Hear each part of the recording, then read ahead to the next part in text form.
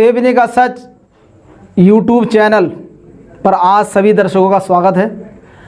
आज हम सेवनी का सच यूट्यूब चैनल पर एक स्पेशल प्रोग्राम लेकर आए हैं जो सेवनी के विकास कार्यों से जुड़ा है। वो मुद्दे जो आपके हैं, वो मुद्दे जो सेवनी के विकास कार्य से जुड़े हैं, ऐसे तमाम सवालों के जवाब हम लेकर आए हैं ख़ास आपके लिए। देखते रहिए सेवनी का सच। सेवनी का सच चैनल के एडमिन महफूज वारसी ने ये प्रोग्राम ऑर्गेनाइज़ किया है और इस प्रोग्राम से मैं समझता हूँ कि सेवनी के नागरिकों को, सेवनी वासियों को जागरूकता पैदा होगी, उनके अंदर एक जागरूकता पैदा होगी और वो समझ सकेंगे कि हमारे विकास कार्य में कौन से मुद्दे शामिल होने चाहिए। तो आज हमारे स्पेशल प्रोग्राम सेवनी के विकास पर चर्चा में आप सभी दर्शकों का स्वागत है। और ऐसे मुद्दे जिसके बारे में कहा जाएगा कौन करेगा, ऐसे मुद्दों का निवारण कौन करेगा, सरकार, आप या हमारा चुना हुआ जनप्रतिनिधि। आइए ऐसे सवालों के जवाब पूछते हैं।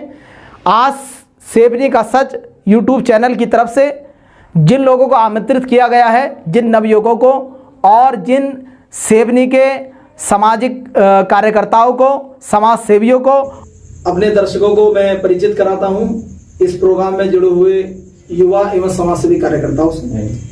सर्वप्रथम हमारे बीच मौजूद हैं सेवनी के चर्चित युवा नेता एवं बीजेपी जिला कार्यकारिणी सदस्य रामपुर श्री ब्रजेश कुमार जोशी जी। इसके बाद हमारे बीच मौजूद हैं युवा सापा कार्यकर्ता एवं समाजसेवी मोहम्मद शमीम कादरी साहब। और इसी के साथ भारतीय मानवाधिकार न्याय सुरक्षा परिषद के मुरादाबाद मंडल अध्यक्ष श्री फिरोज मलिक साहब और सेवनी के समाजसेवी वसीम अहमद अंसारी साहब, जो कि सेवनी के विकास कार्यों के लिए जिद्दोजहद करते रहते हैं। आइएगा इन्हीं लोगों से आज सेवनी के विकास कार्यों से जुड़े हुए सवालों की शुरुआत करते हैं और इनके मन में क्या है। और ये सेवनी के जनता के जनप्रतिनिधि हैं। सेवनी की एक तरह से आवाज है, वॉइस ऑफ सेवनी। तो द साउंड ऑफ सेवनी, इन्हीं की आवाज मैं समझता हूं सेवनी की जनता की आवाज होगी, क्योंकि ये सेवनी की जनता का प्रतिनिधित्व करते हैं। इन सभी विकास कार्यों के लिए कौन उत्तरदायी है, आइएगा ये जानने के लिए पहला सवाल इन सभी समाजसेवियों एवं नेताओं के बीच में रख रहा हूं। पहला सवाल है, जैसा कि आप जानते हैं कि सेवनी में प्रधानी खत्म हो चुकी है और सेवनी को नगर पंचायत का दर्जा प्राप्त हो चुका है। तो ऐसे हालात में आपका क्या दृष्टिकोण है, आपका क्या नज़रिया है कि सेवनी का सबसे पहला अध्यक्ष कैसा होना चाहिए? आइए जानते हैं इस बारे में सर्वप्रथम जनाब फिरोज मलिक साहब से। मेरे सभी नगरवासियों को और क्षेत्रवासियों को और मुझे देखने वाले तमाम ही दर्शकों को नमस्कार, अस्सलाम वालेकुम। और सबसे पहले मैं शुक्रिया अदा करना चाहूँगा कि इस प्रोग्राम को जो ऑर्गेनाइज़ किया है महफूज हुसैन वारसी ने, जो एक बहुत ही युवा और ज़िंदा दिल लड़का है, जिसकी कोशिश रहती है कि लोग जागरूक हों अपने अधिकारों के लिए, अपने हकों के लिए। और मैं शुक्रिया अदा करना चाहूँगा अपने बड़े भाई, अपने अजीज़ दोस्त महफूज हुसैन सकलैनी साहब का, जिन्होंने मुझे सबसे पहले बोलने का मौका दिया। देखिए, इनका एक सवाल है कि हमारी सेवनी पहले ग्राम पंचायत थी और आज नगर पंचायत हो गई है।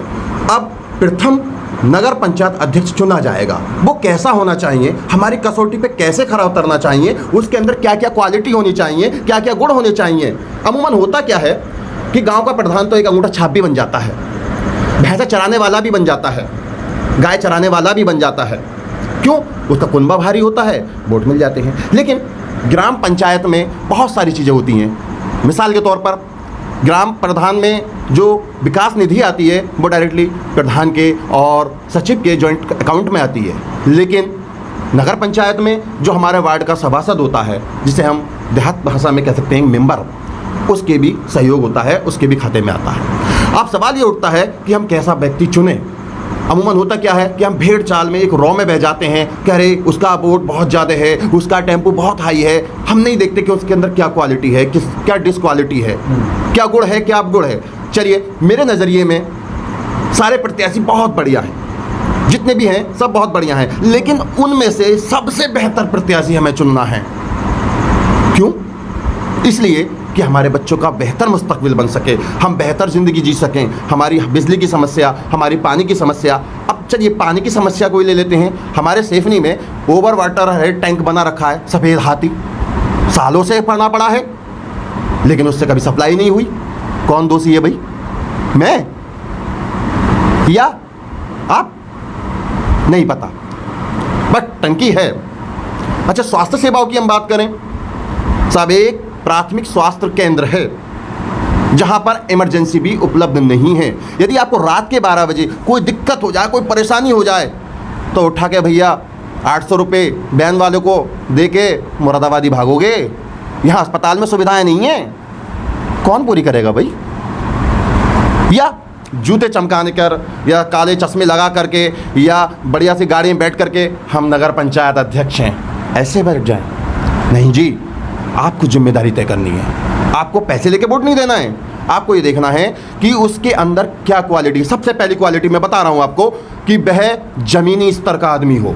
ज़मीनी स्तर का मतलब समझते हैं? जैसे हम और आप हैं, आम आदमी, ज़मीन पे रहने वाला आदमी हो। दूसरी बात, हम अगर पहुँच जाएं, आप अगर पहुँच जाएं तो आपको सम्मान दे सके, आपको इज्जत दे सके।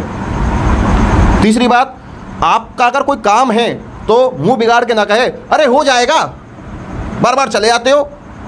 अरे भाई हो जाएगा, समय लगेगा, कोशिश कर रहा हूँ, नहीं हो रहा, नहीं करूँगा, हो जाएगा, आपको अवगत करा दूँगा, आप परेशान मत होइए, आपका काम है, मेरा काम है। शिक्षित हो, शिक्षित होने का मतलब ये नहीं होता कि एमए बीए पास हो गया। मैंने ऐसे एमए बीए पास भी देखे कि उजट उनसे बेहतर होते हैं। शिक्षित होने का मतलब ये है उसके अंदर सभ्यता हो, सभ्यता का दायरा हो।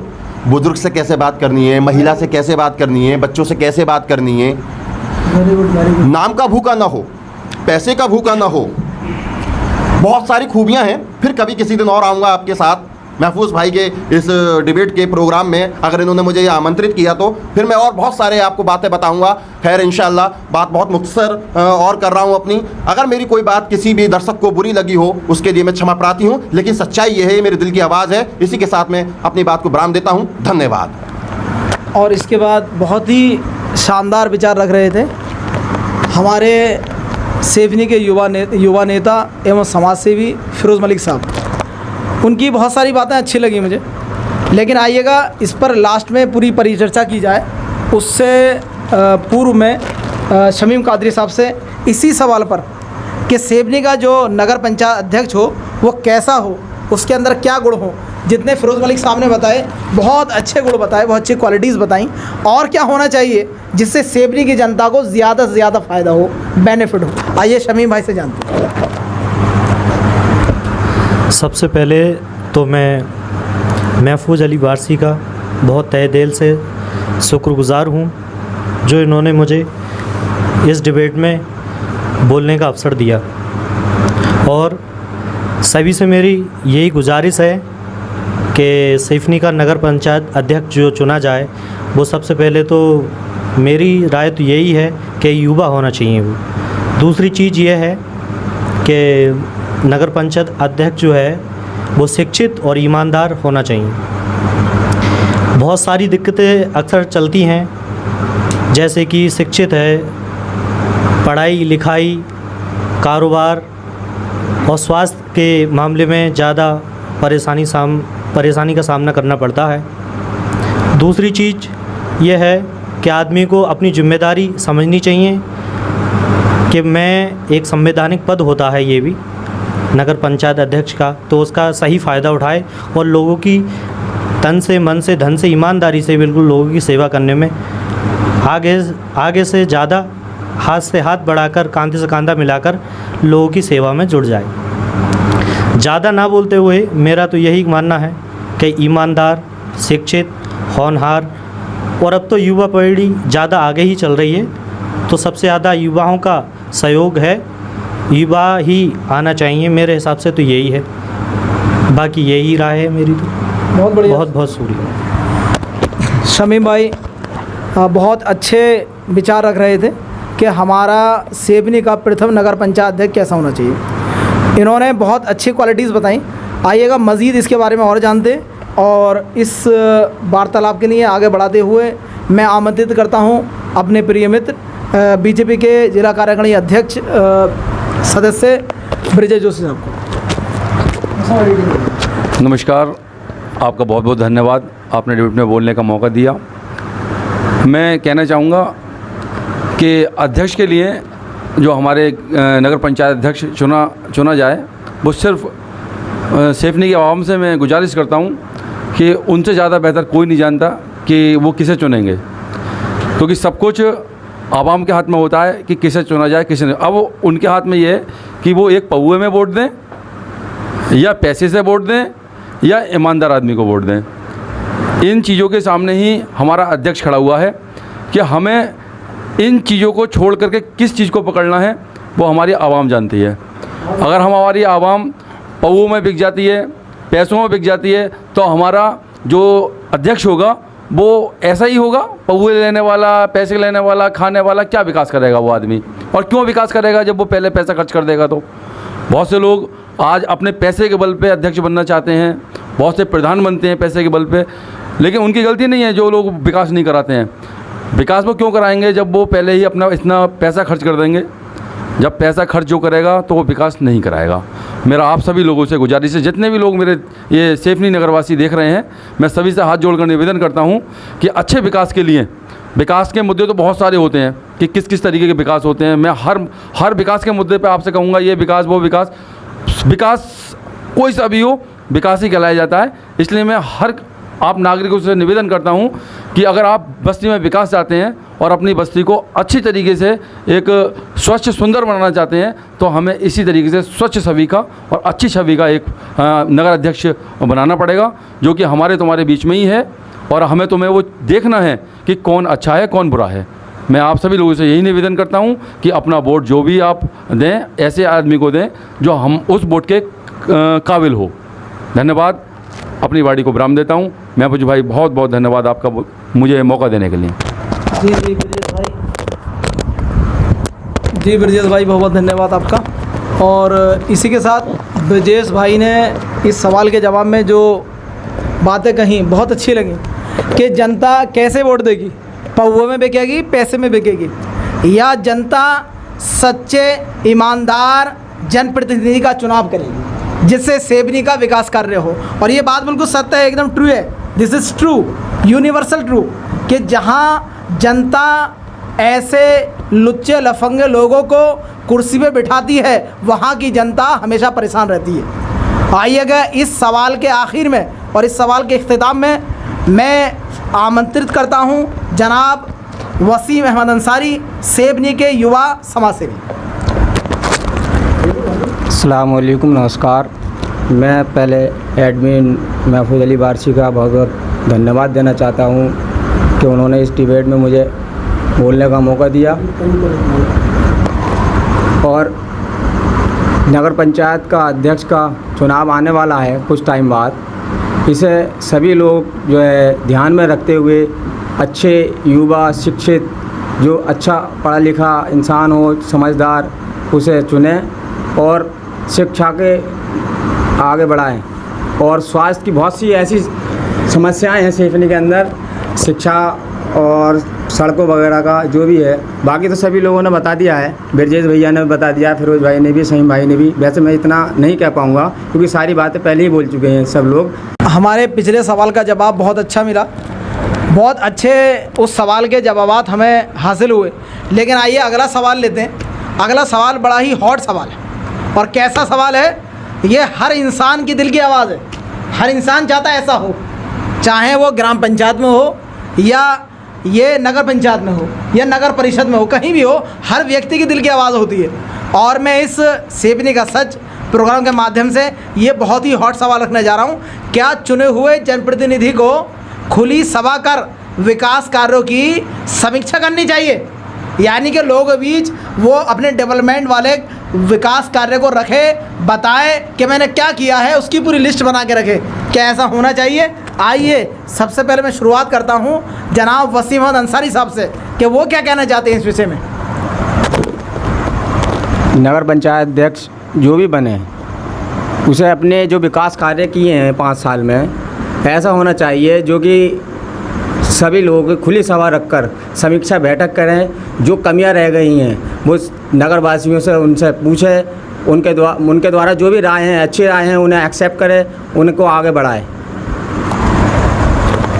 बहुत बढ़िया, वसीम भाई ने बहुत ही अच्छा किया, बहुत बेहतरीन विचार रखे हैं। आइएगा इसी के साथ में शमीम भाई से भी इस विषय में जानना चाहता हूं कि जनप्रतिनिधि को खुली सभा कर विकास कार्यों की समीक्षा करनी चाहिए या नहीं चाहिए?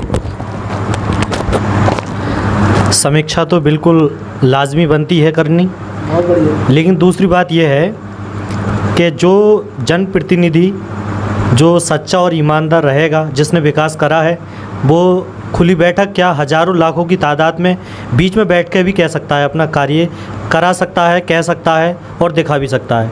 और जो प्रतिनिधि जो पहले से ही करप्ट है वो कैसे कर सकता है?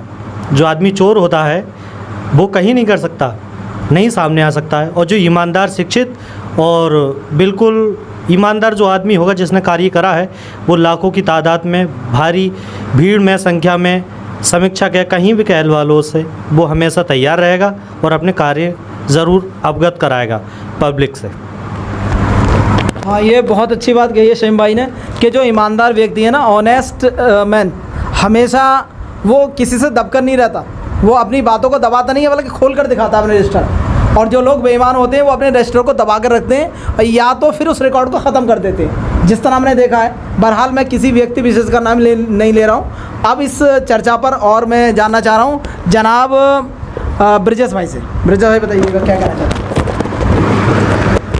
मेरी नज़रों में जो भी हमारा नगर पंचायत अध्यक्ष बनेगा, उसके साथ साथ हमारे वार्ड सभा के सदस्य भी बनते हैं। ये सिर्फ हमारे नगर पंचायत अध्यक्ष के ऊपर ही नहीं है कि वो अपनी कार्य को समीक्षा बैठक के तौर पर रखे। ये हमारा सर्वप्रथम जो पूरा श्रेय जाता है वो हमारे सभासदों पर जाता है। अगर सभासद चाहें तो वो समीक्षा बैठक के रूप में पब्लिक के बीच में बैठकर कार्यों की डिमांड करें या कार्यों को दिखाएं कि हमने क्या करा है। क्योंकि नगर पंचायत अध्यक्ष बनेगा, अगर वो चाहें तो सिर्फ सभासदों को बैठा करके अपना प्रस्ताव पास कर लेते हैं, सभासदों से अपनी साठगांठ बनाई, कार्य को करा लेते हैं, चाहे वो कार्य हो या ना हो, चाहे कागजों में पूरा हो जाए। अगर हमें पूरा कार्य पब्लिक को दिखाना है तो यह हमारा सिर्फ प्रथम जो लक्ष्य होगा, वो टारगेट जो हमें बनाना पड़ेगा, वो हमें सभासदों को बनाना पड़ेगा। हमें अपने अपने वार्ड के जो सभासद हमें बनाने हैं, हम उन सभासदों को बहुत स्ट्रॉन्ग तरीके से और मजबूत तरीके से उनसे यही कहेंगे कि आप जो भी कार्य करोगे वो हम पब्लिक के बीच में बैठ करके प्रस्ताव पास कराओगे। अगर हम पब्लिक के बीच में प्रस्ताव पास कराए जाते हैं तो हमें उसको भली भांति समझने की और मतलब सोच विचार करने की शक्ति हमें प्रदान रहेगी। हमें ऊर्जा उत्पन्न होगी कि हम अपनी बस्ती के लिए क्या कार्य भेज रहे हैं, क्या कार्य हो रहे हैं। तो मैं सर्वप्रथम अपने क्षेत्र के, अपने जो हमारी बस्ती है नगर पंचायत सेफनी की, आने वाले चुनाव जो अध्यक्ष पद का होगा, बनने के लिए कोई भी बने, कोई दिक्कत नहीं है। लेकिन मैं सर्वप्रथम अपने सभासदों से अनुरोध करता हूं और उनसे निवेदन करता हूं कि आप जब भी सभासद बन जाएं तो इस तरीके के ज़रूर कार्य को करें जो कि पब्लिक के बीच में आप अपने कार्य को रख सकें, जिससे कि अपना अध्यक्ष कभी भी भ्रष्ट नहीं होगा। आपके ही हाथों में है अध्यक्ष को भ्रष्ट बनाना या समाज को उन्नति की तरफ ले जाना। मैं आपसे ही निवेदन करता हूं कि आप जो है पब्लिक के बीच में, सभासद जो है पब्लिक के बीच में रहें और अध्यक्ष आपके ही बीच में रहेगा और आपके ही हाथों से चलेगा। आप जैसे चलाओगे वैसे चलेगा। आप भ्रष्ट रहोगे तो अध्यक्ष भी भ्रष्ट रहेगा। बस यही मैं आपसे कहना चाहता हूं, बाकी मैं माफ़ी चाहता हूं कुछ गलत कहा हो तो। आइएगा आखिर में हम फिरोज़ मलिक साहब से इस विषय में जानना चाहेंगे कि उनके अपने विचार क्या हैं। और हाँ, जो हमारे दर्शक देख रहे हैं ना, वो ये ना समझे सिर्फ हमारे विचार यहाँ रखे जा रहे हैं, वो अपने विचारों को कमेंट बॉक्स में रख सकते हैं, ठीक है। और अगर उनको लगता है कि हमें किसी तरह की राय पेश करनी है तो अपनी राय को महफूज वारसी साहब के नंबर व्हाट्सएप कर सकते हैं या अपनी कोई भी जो है क्लिप बनाकर उसको भी आप जो है कमेंट बॉक्स में सेंड कर सकते हैं। आइएगा महफूज, इसी के साथ मैं फिरोज़ मलिक साहब से इस विषय में जानना चाहूँगा। दिस इज ए क्वेश्चन, है बर्निंग क्वेश्चन, एक ज्वलंत प्रश्न हमारे महफूज भाई ने किया कि क्या किसी भी अध्यक्ष पद के व्यक्ति को अपने विकास कार्यों की या अपने प्रस्तावों की खुली समीक्षा करनी चाहिए या नहीं करनी चाहिए। देखिए, इस पे मेरी राय बहुत मुख्तलिफ है, बहुत अलग राय है। शायद आप लोगों को मेरी राय पसंद ना आए, लेकिन मैं फिर भी अपनी राय आपके बीच में रखना चाहता हूँ। मिसाल के तौर पर मैं किसी गांव का प्रधान हूँ, आधे लोगों ने वोट दिया है, आधे लोगों ने वोट नहीं दिया है। अब मैं क्या करूंगा, जिन लोगों ने वोट दिया है उस मोहल्ले को चमन बनाने की कोशिश करूंगा, और जिस मोहल्ले ने वोट नहीं दिया है उस मोहल्ले की तरफ ये करने की कोशिश करूंगा। ऐसे ही होता अब यहीं से हमारे, यानी कि मैं ग्राम प्रधान, सपोज डेट मान लिया मेरे पतन का कार्य शुरू हो गया। मैं सबका प्रिय नहीं रहा। इस मौजू पर मैं ये कहना चाहूँगा कि ऐसे व्यक्ति को एक खुली सभा बिल्कुल आमंत्रित करनी चाहिए और अपने गांव वासियों से, अपने नगर वासियों से ये पूछना चाहिए कि बताइए, सबसे पहले आज मुझे सरकारी मदद के तौर पर या फंड के तौर पर या मद के तौर पर 1 रुपया आया है। कितना आया है? 1 रुपया आया है। सबसे पहले ज़रूरत किसको है? फर्स्ट ऑफ ऑल रिक्वायरमेंट किसकी है? कौन ऐसा है जो घर में भूखा है? कौन ऐसा है जो घर में बिना कपड़ों के है? सबसे पहले ऐसा आदमी देख कर लाओ। लेकिन ऐसा पॉसिबल नहीं है। उस वक्त सभी भूखे हो जाते हैं, तब उसका वो भौतिक सत्यापन करे। तो सबसे पहले अगर कोई भी जनप्रतिनिधि है इस तरह से करता है कि वो अपनी खुली बैठक करे, मोहल्ले वाइज मोहल्ले करे, भाई सभासद हैं या वार्ड मेंबर हैं, करप्ट हो सकते हैं, मैं ये नहीं कह रहा, ज़रूरी नहीं है वो करप्ट नहीं हो, ऑनेस्ट भी हो सकते हैं। जो ऑनेस्ट हैं उन्हें साथ लो, जो करप्ट हैं उन्हें हटाओ। उनका खुद आप भौतिक सत्यापन करें, देखें कि इस चीज़ की रिक्वायरमेंट है या नहीं है। आप नागरिकों के मन में एक बात ये पैदा कर दें कि यदि आपका कोई कार्य नहीं हो रहा है, चाहे आपने मुझे वोट दिया है या नहीं दिया है, आप डायरेक्ट मुझसे मिल सकते हैं। अगर आपको मिलने में मुझसे शर्म आ रही है, आँख मिलाने में शर्म आ रही है, तो मैंने ये बैलेट बॉक्स लगा दिया है, एक ही बॉक्स लगा दिया है, एक बॉक्स लगा दिया जाए, आप अपनी रिटर्न कंप्लेंट यहाँ डाल सकते हैं। आपकी कंप्लेंट को मैं पढ़ूंगा, आपकी बात को देखूंगा। अगर आप वास्तव में उसके हकदार हैं, उसके जाती तौर पर आपको मतलब उसकी ज़रूरत है, तो वो आपकी ज़रूरत पूरी की जाएगी। इसलिए मेरे हिसाब से हर जनप्रतिनिधि को जनता के बीच में खुली समीक्षा करनी चाहिए। उसे बताना चाहिए कि वित्तीय वर्ष इतने इतने में इतना फंड रिलीज़ हुआ है, इतना इतना फंड मैंने लगा दिया है, इतना फंड शेष है। बस मुख्तसर अल्फाजों में मेरी यही बात है, क्योंकि अगर मैं बात को और ज़्यादा बढ़ाऊंगा तो ये डिबेट, ये बहस बहुत लंबी हो जाएगी। मैं अपनी बात को यहीं विराम देता हूं कि हमारा जनप्रतिनिधि जो भी हो, उसको चाहिए, अगर वो पाक साफ़ है, ईमानदार है, ऑनेस्ट है, ईमानदारी का ढोंग रचा रहा है ना, क्योंकि ढोंगी बहुत हैं। अब उसमें बहाना मार देते हैं, तरह तरह की बातें कर देते हैं। खैर कोई बात नहीं। बस अंत में बस यही कहना चाहूँगा कि कोई भी जनप्रतिनिधि है, उसे अपनी आवाम, अपनी जनता के बीच, अपने मोहल्ले वालों के बीच अपने सारी विकास निधियों को बताना चाहिए कि इतनी इतनी निधि आई है, इतनी इतनी खर्च हो गई। वो कभी भी मात नहीं खाएगा। बस मेरी राय यही है और मेरा विचार भी यही है, और इसी के साथ मैं अपने विचार को ख़त्म करता हूँ। धन्यवाद। फिरोज़ मलिक साहब बोल रहे थे इस मुद्दे पर कि क्या विकास कार्यों की समीक्षा करनी चाहिए नगर पंचायत अध्यक्षों। इन्होंने एक बात कही जो मुझे बहुत अच्छी लगी और शायद हमारे दर्शकों को बहुत पसंद आई होगी, कि वह जो है अपने पूरे विकास कार्य को लेखा जोखा उसकी एक लिस्ट बनाकर लगाए, और किसी को कोई शिकायत है तो वो अपनी शिकायत एक कमेंट बॉक्स में लिख कर दे। उसके लिए वो एक अपना बॉक्स बनाए, लेटर बॉक्स बनाए, जिसमें कोई भी व्यक्ति अपनी शिकायत को लिखकर वहाँ डाल सकता है। तो ये बहुत अच्छे इन्होंने विचार रखे हैं, और ये वही व्यक्ति कर सकता है नगर पंचायत अध्यक्ष होगा जो पढ़ा लिखा होगा, जो लिटरेट होगा। हमारा अगला सवाल है धर्म से जुड़ा हुआ, और धर्म जो है हमारे देश, हमारे गांव, शहर, हर जगह का एक हॉट मुद्दा होता है, लेकिन यहाँ धर्म से जुड़ा हुआ सवाल है तो एक ही धर्म की बात कर रहे हैं।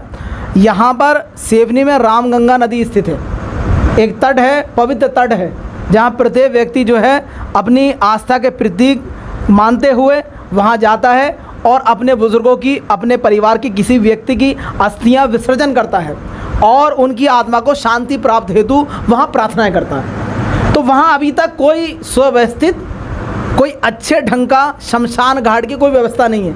ऐसा क्यों हो रहा है? सेवनी की उपेक्षा क्यों की जा रही है? आइएगा जानते हैं इस विषय में जनाब ब्रिजेश जोशी साहब से। क्या कहेंगे?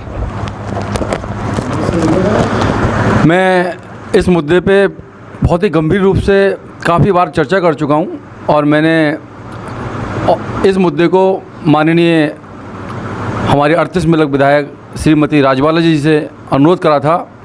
मैंने उनसे निवेदन करा था कि हमारे यहाँ पर बहुत बड़ी तादाद में हिंदू समाज जो है रामगंगा नदी पर अपने बहुत पुराने टाइम से धार्मिक आस्था को मानता है और हर पर्व को, गंगा स्नान को, दशहरे को अपने हिंदू धर्म के रीति रिवाज के अनुसार मनाता है। और अगर कोई भी किसी हिंदू धर्म में मृत्यु हो जाती है तो दाह संस्कार के लिए भी वहाँ पर जाया जाता है। तो मैं उस चीज़ को देखते हुए कि कभी कभी बारिश हो, आंधी हो, तूफान हो, उस स्थिति में हमारे हिंदू समाज के लोग अपने पीड़ित परिवार के साथ में मृत्यु शरीर को लेकर के वहाँ पे अंतिम संस्कार करने आते हैं, जो कि वो सारी पीड़ाओं को झेलते हैं। उस पीड़ा को झेलते हुए मैंने माननीय विधायक जी से अनुरोध करा था कि वहाँ अच्छे रूप से एक शमशान घाट बनाया जाए, जिससे कि हिंदू धार्मिक आस्था को ठेस न पहुँचे, जिससे जो भी अंतिम संस्कार करे जाते हैं उसमें बहुत ही दिक्कतों का सामना करना पड़ता है। मैंने माननीय विधायक जी के पति दिलीप लोधी जी से अनुरोध करा था, उनसे कहा था, लेकिन उनका एक मुझे सटीक जवाब अच्छे रूप से नहीं मिल पाया। जो मैंने उनसे ये कहा था, नहीं सर, हमारी कोई भी ऐसी भूमि नहीं है जिससे कि हम जो है शमशान घाट बनवा सकें, और मैं आपसे अनुरोध करता हूँ कि आप जो है वहाँ पर ज़मीन की व्यवस्था करके शमशान घाट बनवाने का कष्ट करें। तो उनका मेरे लिए आश्वासन मिला था। उन्होंने मुझसे कहा था कि आप जो ज़मीन की व्यवस्था करिए और मैं वहाँ पर धार्मिक आपका जो शमशान घाट है वो बनवाऊँगा। मैं आपसे अनुरोध करता हूँ विधायक जी, आप हमारी भारतीय जनता पार्टी के 38 मिलक विधायक हैं, अगर कार्यकर्ता बंधु ज़मीन की व्यवस्था करेंगे तो आप हमारे जनप्रतिनिधि हैं। हमें ये अच्छा नहीं लगा कि आपने हमारे ऊपर टाल दिया कि आप व्यवस्था करें। हमारे आप प्रतिनिधि हैं, हम आपसे ही गुजारिश कर सकते हैं। हम कहाँ से ज़मीन को व्यवस्था करेंगे? ज़मीन की व्यवस्था भी आप करें और आप जो हैं हमारा शमशान घाट भी आप ही बनवाने का कष्ट करें। हमारा ये आपसे अनुरोध है, क्योंकि प्रशासन आपके हाथ में है, शासन आपके हाथ में है, आप सत्ता के विधायक हैं। ज़मीन की व्यवस्था हम कार्यकर्ता नहीं कर पाएंगे, आप ही करें, हमारा आपसे अनुरोध है। और मेरे जैसे काफ़ी कार्यकर्ताओं ने, काफ़ी हिंदू धर्म में आस्था रखने वाले लोगों ने आपसे निवेदन कराया, आपने हर किसी को यही जवाब दिया है कि आप जो ज़मीन की व्यवस्था करें। हम ज़मीन की व्यवस्था नहीं कर पाएंगे, क्योंकि आप ज़मीन की व्यवस्था करें, आप हमारा प्रतिनिधित्व करते हैं, आप ही हमारे जो है 38 मिलक विधानसभा के विधायक हैं। तो हम किससे कहेंगे कि हम ज़मीन की व्यवस्था करें? आपके हाथ में शासन प्रशासन सब है। आप तो एक तहसील में एक फ़ोन करें, आप तहसील में फ़ोन करने के बाद में अपने जो कानून गो हैं या लेखपाल हैं या आपके एसडीएम साहब हैं, उन महोदय जी को आप आदेश करें, उनसे कहें कि हमारे क्षेत्र में धार्मिक जो हमारा शमशान भूमि है उसकी जगह की व्यवस्था बहुत जल्द कराएं और तत्काल प्रभाव से हमारी शमशान घाट का निर्माण कराने का कार्य करें। मेरा आपसे निवेदन है और मेरा आपसे गुजारिश है। मैं भारतीय जनता पार्टी का जिला कार्यकारिणी सदस्य ब्रजेश जोशी आपसे निवेदन करता हूं, विधायक जी, आप बहुत जल्द हमारे काम के लिए आगे बढ़ाएं, और जिससे कि हमारे अमन जो शर्मा हैं, अमन शर्मा जी ने भी आग्रह किया था आपसे, और भी प्रेम जोशी जी हैं, प्रेम जोशी जी ने भी आग्रह किया था आपसे, और हिंदू समाज के काफ़ी ऐसे चर्चित लोग हैं, मैं नाम सबका लेने में थोड़ा सा हिचकिचा रहा हूँ। बहुत लोगों ने आपसे आग्रह किया था, आपने सबको यही जवाब दिया है कि जगह नहीं होने के कारण आप जगह की व्यवस्था करें और मैं बनवा दूंगा।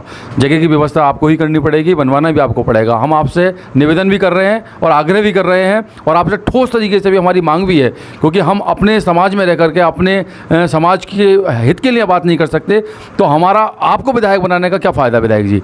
तो मेरा निवेदन है आपसे कि जल्द से जल्द हमारी आस्था को ठेस न पहुँचा करके हमारे हिंदू धर्म के लिए एक जो है इसका बहुत जल्द निवारण करने का कष्ट करें। धन्यवाद। बहुत ही सुंदर विचार रखे हैं ब्रजेश जोशी साहब ने कि यहाँ पर शमशान घाट होना चाहिए, लेकिन ब्रजेश जोशी साहब ने कृत्रिम जो इस टाइम मॉडर्न शमशान घाट है उसकी भी इन्होंने कल्पना की है, और ये चाहते हैं, ये इनकी उम्मीदें हैं, और इन्हीं की नहीं बल्कि इन्होंने जैसे बताया कि हमारे सेवनी के बहुत से हिंदू धर्म के लोग, क्योंकि ये तो एक अंतिम संस्कार है भाई। जहाँ किसी व्यक्ति का अंतिम संस्कार हो और वही जगह ढंग की ना हो तो हर किसी को ठेस पहुंचती है। सेवनी में भी कुछ कब्रिस्तान का भी हाल ऐसे ही है। ऐसा नहीं है कि सेवनी कब्रिस्तान कुछ अच्छे हाल में है, वो भी बद से बदतर हाल में है। वहाँ जो किसी तरह की साफ़ सफाई नहीं है और वहाँ किसी तरह की देखभाल नहीं है। वहाँ पर पेड़ पौधों का अभाव है और वहाँ पहले बहुत बहुत बड़ी पाखड़ें हुआ करती थी, बहुत बड़े पेड़ हुआ करते थे। कुछ लोगों ने अपने लोभ में प्रलोभन में आकर उन पेड़ों को कटवाया है। ये बहुत गलत किया है। तो चाहे सेवनी का शमशान घाट हो या सेवनी में कब्रिस्तान हो, ये इनकी सबकी हालत बद से बदतर है। तो ये धार्मिक मुद्दे हैं। इन धार्मिक मुद्दों पर जो भी प्रतिनिधि हैं वो बहुत ज़रूरी इस पर ध्यान दें और सेवनी की समस्याओं का निवारण करें। अब सेवनी में जो शिक्षा की समस्याएं हैं या शिक्षा सेवाएं हैं, तो शिक्षा से जुड़ी समस्याओं के लिए मैं एक सवाल करना चाहता हूँ वसीम अहमद अंसारी साहब से कि सेवनी में राजकीय इंटर कॉलेज या सेवनी में गवर्नमेंट डिग्री कॉलेज, ये इसके अलावा और सारे एजुकेशन इंस्टीट्यूट्स कैसे होने चाहिए, सेवनी में एजुकेशन लेवल कैसा होना चाहिए। तो इस शिक्षा के स्तर में शिक्षा का स्तर किस तरह का सेवनी में देखना चाह रहे हैं वसीम अहमद अंसारी साहब, इनसे मैं विचार लेना चाहता हूँ। सेवनी नगर पंचायत हो चुकी है, आप सभी को ही पता है। और सेवनी में कोई भी एक भी राजकीय इंटर कॉलेज नहीं है। और मैंने पिछली बार लगभग बताता चलूँ आपको कि 20/6/2020 को मैंने माननीय मुख्यमंत्री जी को लेटर भी ट्वीट किया था गर्ल्स इंटर कॉलेज के राजकीय के लिए, मगर अभी तक कोई भी उस पर रिएक्शन नहीं हुआ है। और हम चाहते हैं कि सेवनी में राजकीय इंटर कॉलेज हो, जो कि लड़कियां, जो बच्चियां हैं छोटी छोटी, जो मतलब जो गरीब हैं, जो नहीं पढ़ पा रही हैं, अगर राजकीय इंटर कॉलेज हमारा सेवनी के लिए होगा तो वो जो है वहाँ पढ़ पाएंगी और बाहर नहीं जाएंगी। बहुत से ऐसे माँ बाप हैं जो कि बाहर नहीं भेज पाते हैं। बिल्कुल सही। तो उसके लिए अगर सेवनी में राजकीय गर्ल्स इंटर कॉलेज होगा तो उनके लिए बेनिफिट है, फ़ायदा है सभी गरीब तबके ज़रूरतमंदों को। और सेवनी में डिग्री कॉलेज की भी सख्त आवश्यकता है, क्योंकि अब नगर पंचायत हो गई है तो उसके लिए सुविधाएं ज़्यादा होनी चाहिए। मैं सरकार से यही कहना चाहूँगा कि जो सेवनी में राजकीय इंटर कॉलेज ज़रूर होना चाहिए। बहुत बहुत धन्यवाद वसीम अंसारी साहब का। लेकिन आपने गवर्नमेंट डिग्री कॉलेज की बात नहीं की, इंटर कॉलेज की बात की, बहुत शानदार। मैं गवर्नमेंट डिग्री कॉलेज के बारे में मुख्तसर जो जानना चाह रहा हूँ, बहुत मुख्तसर, शमी अहमद कादरी साहब से डिग्री कॉलेज के बारे में क्या कहना चाहेंगे? सेवनी में डिग्री कॉलेज होना चाहिए या नहीं होना चाहिए? देखो, सबसे पहली बात तो यह है, सेवनी के अंदर या कहीं भी शिक्षा बहुत ज़रूरी मायने रखती है। और शिक्षित आदमी जितना ज़्यादा होगा, जितना पढ़ा लिखा होगा, ये बहुत अच्छा है सभी समाज के लिए। इससे बहुत अच्छा संदेश ज़्यादा है। दूसरी चीज़ ये है कि शिक्षा होना भी बहुत ज़रूरी है और शिक्षित होना भी बहुत ज़रूरी है। राजकीय इंटर कॉलेज जो वसीम भाई ने कहा था, ये होना भी बहुत ज़रूरी है। इसमें माँ बाप जो होते हैं, वो लड़की जो होती हैं, बड़ी सोच समझ के कदम उठाना चाहिए। उसके लिए वो जब जाते हैं तो उनकी सिक्योरिटी के लिए बहुत अहम सवाल है। दूसरी चीज़ ये है कि डिग्री कॉलेज भी होना चाहिए, जो हमारे भाई बहन हैं वो पढ़ भी पाएंगे। और बस यही राय है मेरी। तो बहुत बहुत धन्यवाद हमारे शमी अहमद कादरी साहब का, जिन्होंने गर्ल्स के सिक्योरिटी के बारे में जो जवाब दिया, बहुत बेहतरीन दिया। हमारी जो माँ बहनें हैं, जो हमारी बेटियां हैं, बहनें हैं, तो वो जो सेवनी में शिक्षा अगर उनके लिए प्राप्त होगी, यानी उनके लिए कोई गर्ल्स कॉलेज होगा या गर्ल्स डिग्री कॉलेज होगा, तो उन्हें बाहर नहीं जाना पड़ेगा। और आज हमारी सरकार जो है लेडीज़ के लिए बहुत ज़्यादा सिक्योर है और वो चाहती है कि किसी भी प्रकार, किसी भी लड़की को, किसी भी लेडीज़ को किसी तरह की परेशानी ना हो। तो इसके लिए सरकार से सीधा सीधा सवाल है कि सरकार सेवनी की तरफ गवर्नमेंट गर्ल्स इंटर कॉलेज का इंतज़ाम करें और सेवनी में गर्ल्स डिग्री कॉलेज का भी इंतज़ाम किया जाए, ताकि यहाँ सेवनी और सेवनी के आसपास जितने गांव हैं, वहाँ की लड़कियों को किसी भी तरह की कमेंट या किसी भी तरह की अनहोनी का सामना ना करना पड़े और बाहर ना जाना पड़े। तो आइएगा, आप जितने भी दर्शक देख रहे हैं ना, इस बारे में ज़रूर कमेंट करें। ये बहुत हॉट मुद्दा है। अंसारी साहब के बाद जो इन्होंने शिक्षा के मौजू पर अपनी राय रखी है, तो मैं शिक्षा से जुड़ी समस्याओं के लिए एक बार फिरोज़ मलिक साहब से जानना चाह रहा हूँ इस विषय में, वो क्या कहना चाहते हैं। देखिए, वसीम भाई की जो कोशिश हैं, उनका एक अथक परिश्रम है सैफनी की आवाम को बेहतर से बेहतर सुविधाएं देने की। उन्होंने बहुत प्रयास किए हैं, बहुत कोशिशें की हैं, माननीय मुख्यमंत्री जी को भी लिखा है, लेकिन महज फंडामेंटल एजुकेशन हमारा बेस है, ये सच है।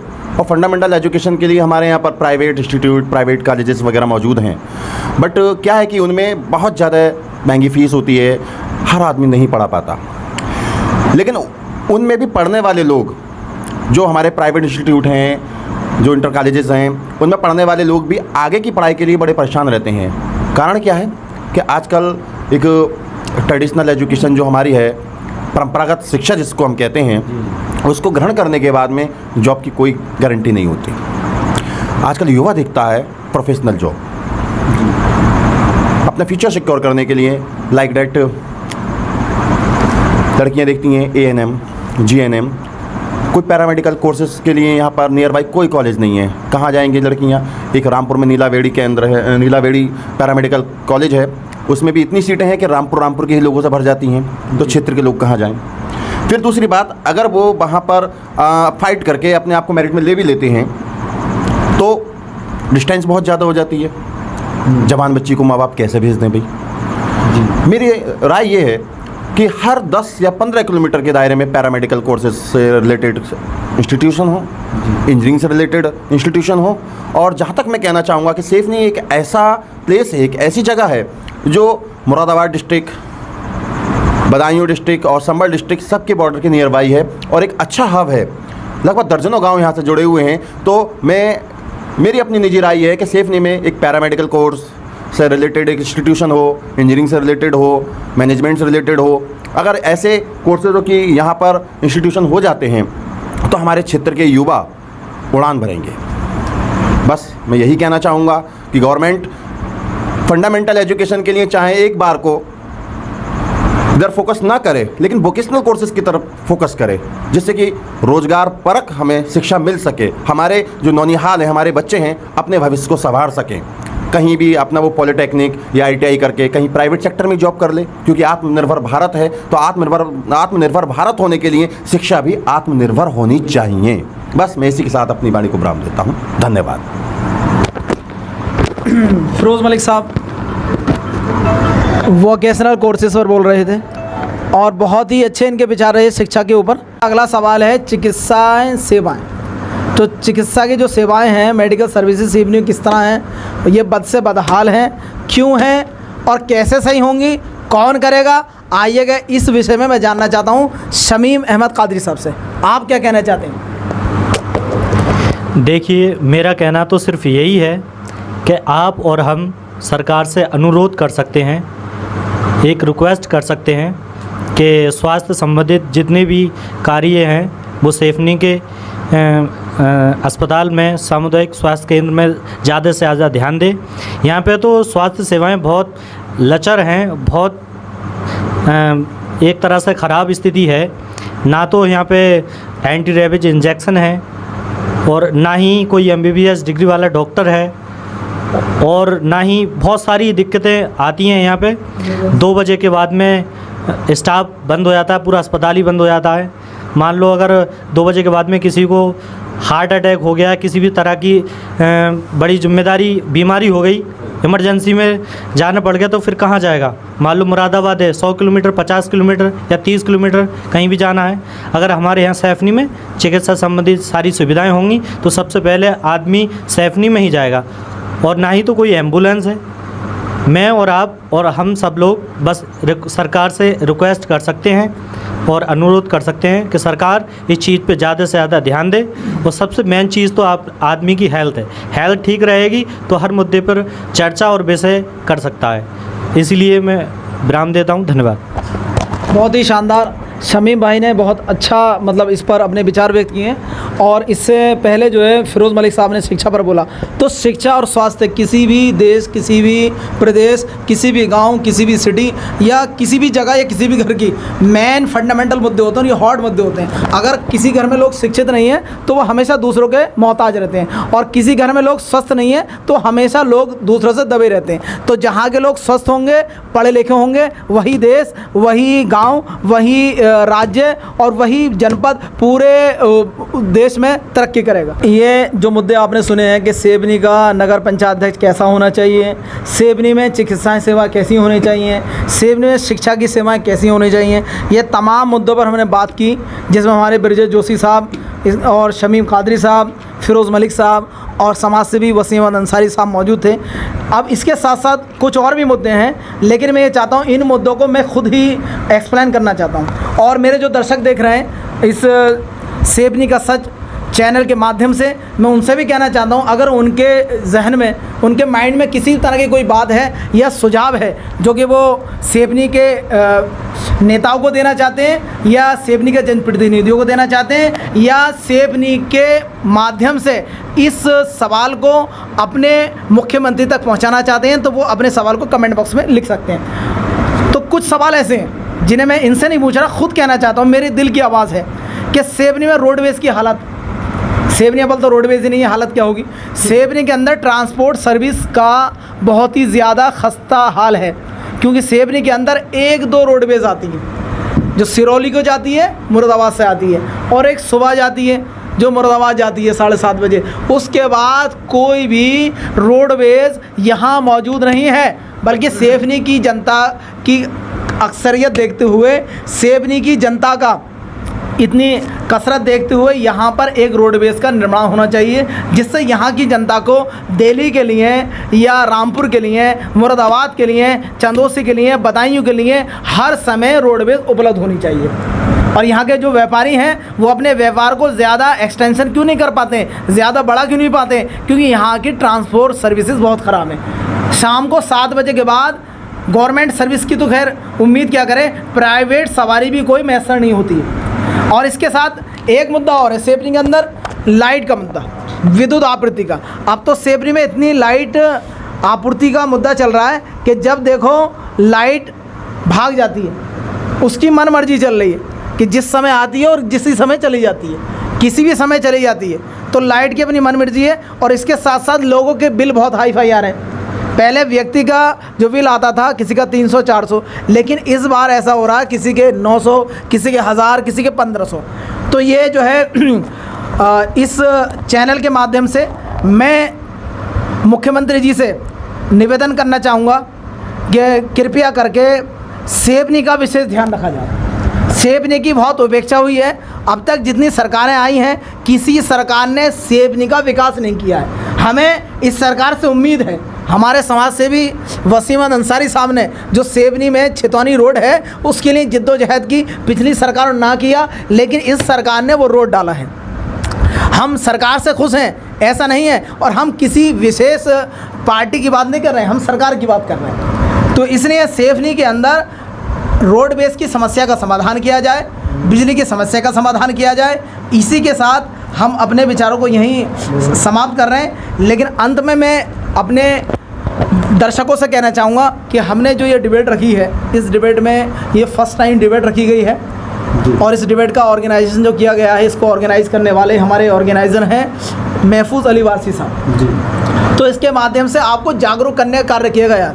अगर किसी दर्शक को, किसी ऑडियंस को ऐसा लगता है कि हमने किसी के दिल पर चोट पहुंचाई है, तो ऐसा कुछ नहीं है। किसी के दिल पर चोट पहुंचाने के लिए इस प्रोग्राम को हमने ऑर्गेनाइज़ नहीं किया है, बल्कि आपको जागरूक करने के लिए इस प्रोग्राम को हमने ऑर्गेनाइज़ किया है, ताकि आप जागरूक हों सेबनी के मुद्दों से। और इसमें जितने भी मुद्दे लिए गए हैं, सेबनी का चाहे शमशान घाट जिसके बारे में ब्रिजेश जोशी साहब बोले हैं, सेबनी में चिकित्साएँ सेवाएँ, सेबनी के अंदर शिक्षाएँ सेवाएँ, सेबनी के अंदर जो आने वाला हमारा नगर पंचायत अध्यक्ष हो वो कैसा हो, इन मुद्दों को जो हमने बोला है, और रोडवेज़ की समस्या, इसके साथ विद्युत की समस्याएं, लाइट की समस्याएं, ये जो बोले गए हैं ये सिर्फ और सिर्फ सेवनी की जनता को जागरूक करने के लिए बोले गए हैं। तो आपको भी आगे आना होगा। ऐसा ही नहीं है हम 4-5 लोग यहाँ बैठे हैं तो हम पूरी सेवनी का जनप्रतिनिधित्व करें, बल्कि आपको आगे आना होगा, हमें हौसला देना होगा।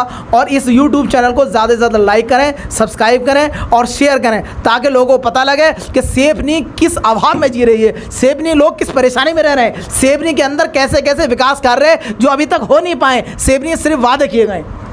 इसी के साथ आपका बहुत बहुत धन्यवाद। आपका मेज़बान और एंकर महफूज हुसैन कादरी आपसे विदा लेता है। सलाम, सत श्री अकाल, नमस्ते।